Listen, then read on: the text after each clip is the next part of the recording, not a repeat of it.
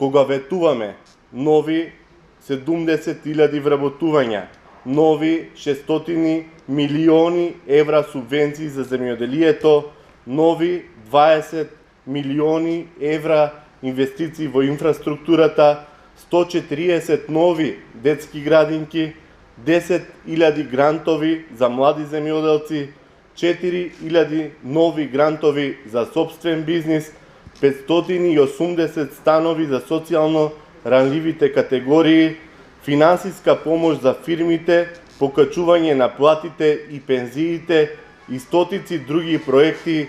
Зборуваме за новата и подобра реалност во нашиот живот.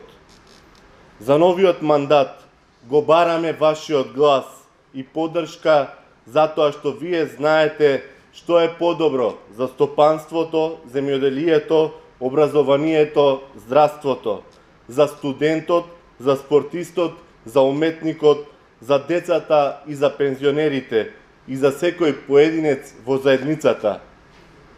Почитувани браќа и сестри, драги сограѓани, поминавме повеќе од 2 години предизвик да истрпеме разни притисоци и уцени кон државата, Република Македонија, за кој беше неопходно да се покаже знаење, мудрост и државничко искуство.